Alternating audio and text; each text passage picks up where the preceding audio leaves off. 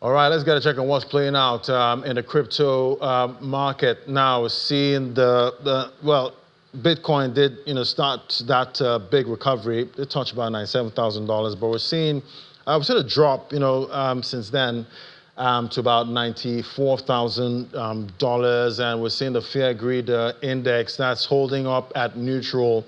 I know we did get to fear, at some point, but it got greedy, in the market. But now we're seeing neutral right there. That's for the Fear Greed Index, showing how investors actually feel in the market. Some investors use it as a gauge to know when to enter or leave the market. Let's look at some of the headlines in the crypto space now. We're seeing XRP whales. They've broken a record there with most of the XRP coins they're actually holding. We've seen them increase that by a significant amount, going forward. We know how the XRP army, can be. Other headlines in the market there, we're seeing also whales accumulating about 1.7 million bone. That's for the Shiba ecosystem. They accumulated that about 5 days. That's quite a big one. All right, let's go to the conversation now. It's all about crypto exchanges in Nigeria. That's licensed crypto exchanges, springing up in the country. But what does that mean for the legality of cryptocurrency? To help us break that down, we have Olaoluwa Samuel B. He's the director of Busha, and he's joining me right here in the studio. Great to have you. Thanks. Thank you very much. Yeah. So we're getting a lot of cryptocurrency exchanges. That's Nigerian cryptocurrency exchanges getting licenses now. I guess that's good for the ecosystem, but there's still that thing about crypto in Nigeria. Take, for instance, if for traders in the P2P market, they still give instructions. Don't write anything about cryptocurrency when you're transferring money. So talk to me about the legality of cryptocurrency in this country. Yeah, I think it's an exciting new era for cryptocurrency and regulations in general in Nigeria. I think historically it's never really been illegal, but we've just had a very adversarial interaction with the authorities over the past few years, where, of course, we had a few run-ins with the central bank when it comes to accessing the banking system. But I think with the new administration of the president and the new SEC's leadership, they've taken a really bold and courageous move around formalizing the space. So what they've done over the past year, at least, is trying to bring in some local players who have some operational rigor and create a framework for them to fall under. Busha is one of only 2 locally licensed exchanges in Nigeria today where people can come in there and buy and sell their cryptocurrencies and engage with the crypto economy in a way that is somewhat protected by the regulations. So I think right now it's very hard to shake off the historical negativity around crypto. But I think, with the new ISA that has been signed, that's the Investments and Securities Act of 2025, the industry has been formally defined and formally legalized, where you have VASPs being under the purview of the SEC and now formally part of the capital markets operators in Nigeria. So I think over the next few years, more trust will return into the system. The banking system handshake will strengthen, and so there's still that fear. When it comes to the banking industry. There is. I'll say there is. And the cryptocurrency market. Absolutely, yes. Right, because it's still illegal in that side. No, actually. I think, the central bank... Because why are people still afraid? Yeah, central bank, a year and a half ago, sent out a circular saying that, the banking system can interact with licensed VASPs. But I think, it takes a while, of course, for them to really establish new rules around how that engagement will really play out.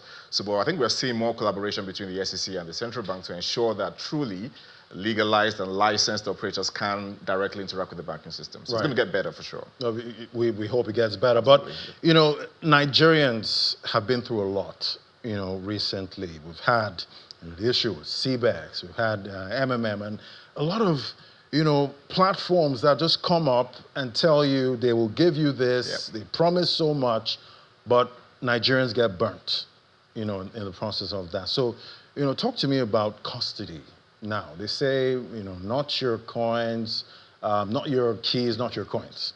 So, centralized exchanges and decentralized exchanges, there's that argument there. Which one is better? So, for the Nigerian context, What is better for Nigeria? Is it a centralized exchange or a decentralized exchange? Yeah, it's an interesting question. I think they both serve their purposes. It's just like in the banking system, for example. You have, formal centralized banks and wallets where you can store your monies in those platforms. You trust them because they are regulated by trusted authorities as well. Likewise, in the crypto space, you have centralized platforms like Busha that are licensed to operate in the market. But you could also elect to hold your own assets by yourself, maintain your own wallets. In parallel with putting your own money in your own physical wallet or under your bed. Those come with their own risks, security risks, things like hacks and all of those things. Not easy being your own It's bank. not easy, exactly. It's not easy at all. There's a lot of infrastructure requirements there. On the crypto space, it takes a lot of sophistication for you to actually administer your own treasury. And that's where players like us come into play, where we serve as the initial onboarding playground for you, where you can operate safely and you can trust that we are regulated by the authorities to at least give you some recourse if things go wrong. The risk is then, volunteering the custody of your assets to various untrusted, unlicensed platforms where, of course, they could offer, a yield that is unrealistic, and those things cannot happen where you are operating in a very formal, regulated environment. So that's the risk of, dealing with unregulated platforms. I guess at this point, if it's too good to be true, just run away. Absolutely. At this point, there's no need for FOMO if they're offering you something that's just out of the ordinary. At this point, I guess that's the way to escape.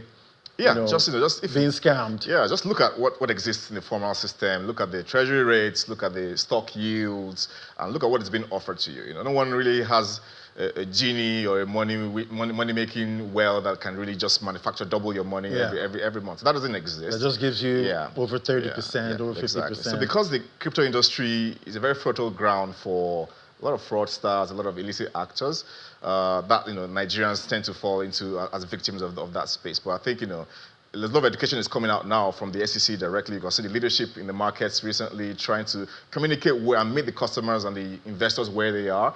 Try to explain to them that the market is not as delusional where you can expect unrealistic yield. So I think more education will come out there, and players like us, like Busha, will do a lot more just trying to educate the users around what you should expect from the space. It's not a get rich quick scheme or a market for that. So hopefully we'll do more education around that space. Right, definitely we know that the cost of living crisis contributes to that. So people are trying to make a buck. Desperation, absolutely. Here, and they might get desperate and they fall for those kind of schemes. So talking about the P2P market now, with license exchanges coming up, is it over for that segment, or will the license exchanges still operate a P2P market with the way it's looking? Yeah, I think we'll always have a parallel P2P system where individuals are still going to interact with themselves directly.